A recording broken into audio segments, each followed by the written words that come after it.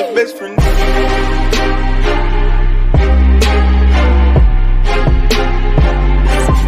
That's my best friend. What's up, everybody? It's your boy Dave Mo Flips, but this is about to come to an end. Wow, it's been a good run, I think. I've been doing this for many years, not YouTube cars, and let's talk about it. It's not fun for me anymore. I don't care about not being able to buy cars. I'm actually sitting in one of the cars I just recently purchased, 2014 Dodge Journey. I'm not having trouble buying cars. I'm not trying to be a dick. Let's change this video real quick. Here's the truth. Let's get into this.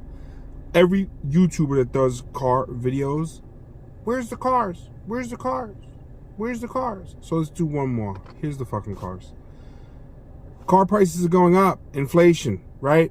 We fucked up the economy. No big deal. If you didn't see that was coming when we were cutting checks left and right, you're a fucking idiot. So the chips, they want to say chips. They can't get chips because of this reason, that reason, whatever. I just drove by Cadillac. I just drove by Chevy. They're full of new cars. Do I know if they have more cars than normal? No, but from driving by, it looks like they have quite a bit of brand new cars. With that being said, are they buying used cars? Yes, they are. They are. They're used cars. They're holding on to them more. I see them at the auction. I see their little, I guess, I don't know what they're called, but the people that buy for them at the auctions, okay? So what's that doing to us? Here's how I see it. You have to work harder. What was very easy 2 years ago is now a little bit more difficult. All these car dealers that you're hearing bitching and moaning and complaining, they're not out there actually putting in the work. Or they're still putting in the same amount of work as they always did, expecting the same outcome. The truth of the matter is, the world has changed. The United States has changed. Change with it, or you're going to get ran over. From video one, I told you guys from video number one, the most money in cars, in my opinion, is buying and repairing.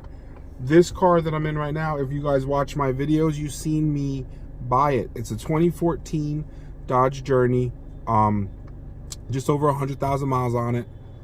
It is the 4-cylinder, nothing special about this car. I'm into this car right now for $3,400. Everyone's talking about, oh, you're paying over book. Like, everyone's going to the auctions and paying over book. And when I say book, I'm talking about MMR, okay? This car MMR is for $4,400, $4,500. I'm in it right now for $1,000 less, and I've been driving it for about 1,000 miles. I love that car. I've been driving for about 1,000 miles. So, and I don't have a mechanic, so let me break it down to you. I paid $22 for the car, rough number. It needed the head. I bought the head. It needed a head gasket. So what I did for my mechanic was, instead of having him take the head off and me getting it resurfaced and tested, pressure tested, and brought back to him, I said, hey, let me buy a head. A head was $60 for this car. So I spent $60 on a head, took it to the machine shop. They had it machined within a week. By the time he got the car, he got it with the new head.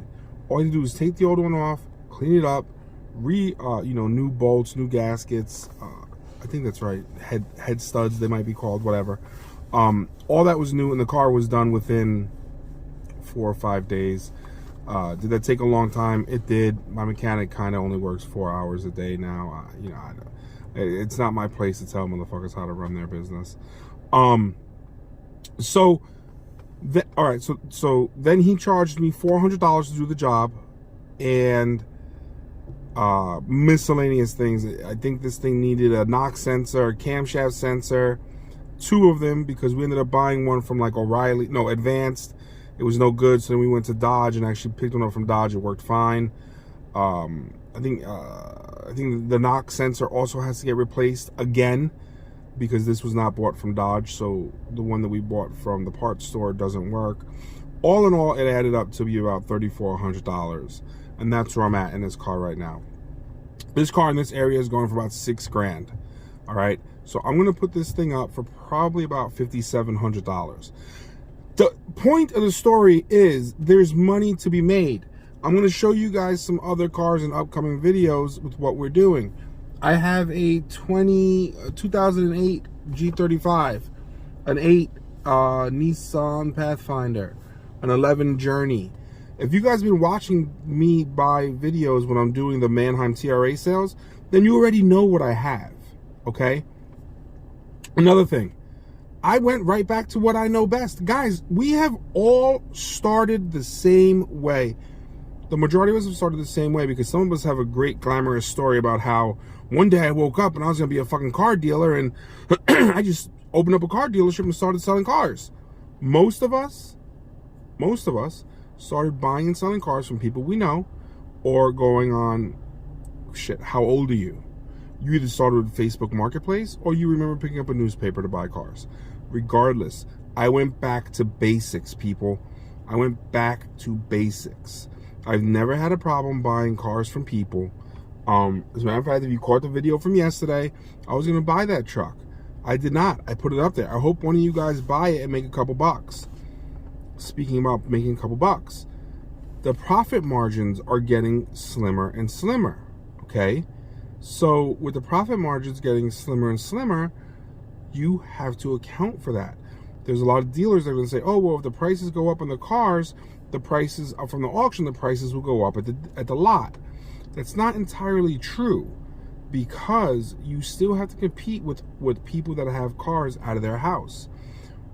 Why would I come to you, a used car dealer, and pay a lot more money than I would from buying it from my neighbor, especially in states that don't have lemon laws? If you have a lemon law state, you're a little bit better off in this situation. But, you know, it doesn't make sense. And then if you're selling newer used cars as an independent used car dealer, I would rather at that point spend more money. And now I'm thinking as a consumer, I'd rather at that point spend more money and go to a franchise dealer and buy a certified pre-owned car and get the warranty, the bells, the whistles. Yeah, I'm going to pay a little bit more.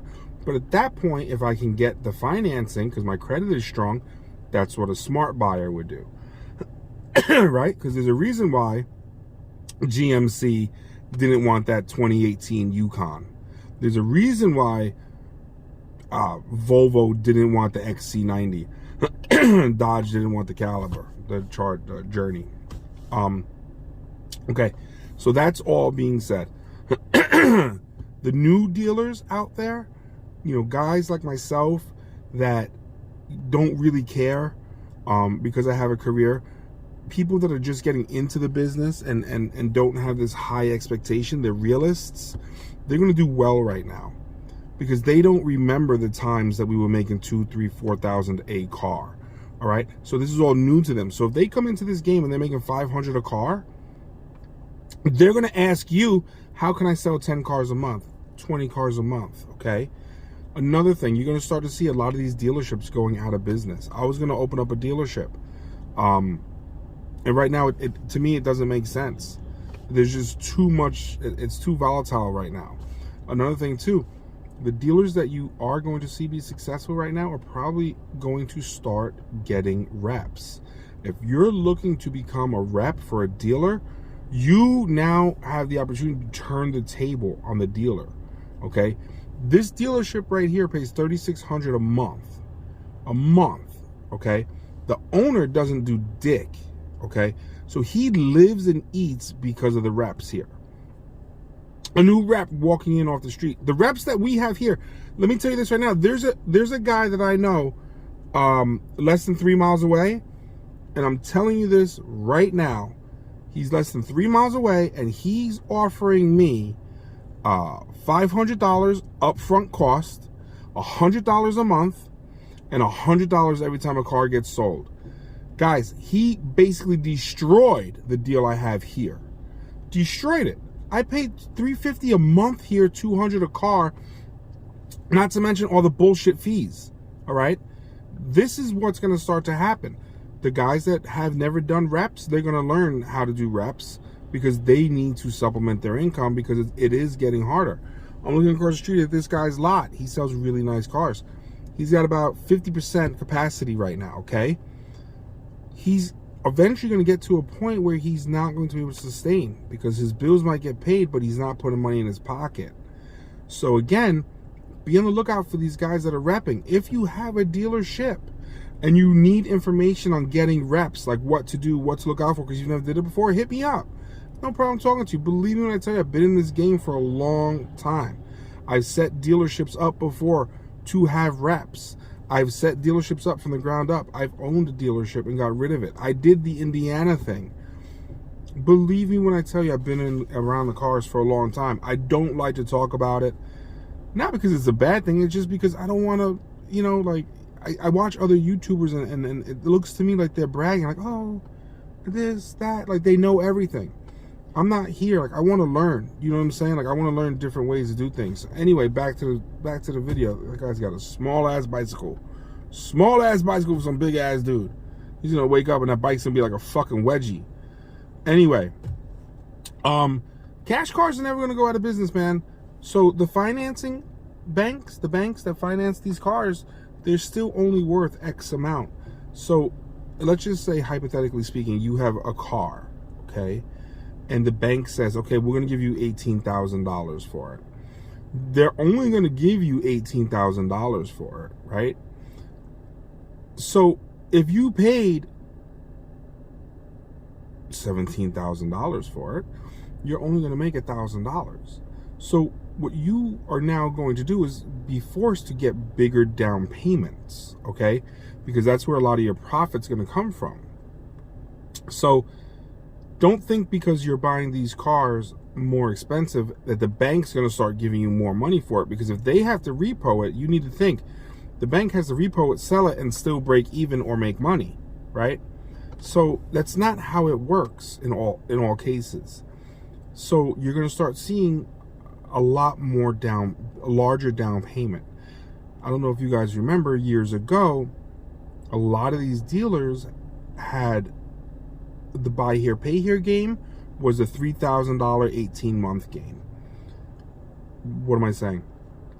They were buying cars for less than $3 grand, trying to get 100% of, or 70% of the down payment up front, right? I mean, it's a down payment. So they want to get 70% of the vehicle's price as a down payment minimum to be out of the car in 6 months. And then from 6 months to a year, for a year and a half, it was all profit, okay? I think that you're going to start to see that mentality come back. You're going to start to see the $75 a week guys coming back. At times like this, I'm going to be honest with you, the bottom feeders are the ones that do the best. Why do I say that? Bottom feeders, and I consider myself a bottom feeder, bottom feeders will sell anything. I will sell any fucking thing. It doesn't matter to me. This car is really nice. I fixed it up. The other two I just told you about, I just bought them for eBay to sell as fixer-uppers. That's a whole nother avenue, all right? So when you're watching these videos and you're getting discouraged, oh, there's no cars, car prices are going up at the auctions, this is that and the third, now's your time to change what you're doing. This is your time to say, hey, I can still be in this car business, but there's another way to make money with cars. Maybe you go out and you rent a $600 a month little storage place and you start tearing cars down. You break them down till there's nothing left. Anyway, guys, Joe just pulled up. I need to do some work with him. I'm going to get these two cars set up for eBay and get them posted up tonight. I've been a little bit hesitant about putting my information out there with eBay just because I don't want to sell cars to you guys. I'm not that guy. I'm not the guy who's going to post cars on an auction and then tell you that I have the car in the auction and hope that you guys go and buy it. I'm not looking to make money off of you guys. I think we're a team. I want us to be a team. And for me personally, I don't want you to buy the cars that I have unless you genuinely think they're a good deal. But seriously, I watch too many YouTubers do that, and I think that's fucking disgusting. Disgusting. You're pimping out your fucking subscribers instead of teaching them anything. Anyways, guys, I need a fucking monster. That's what it is. Later.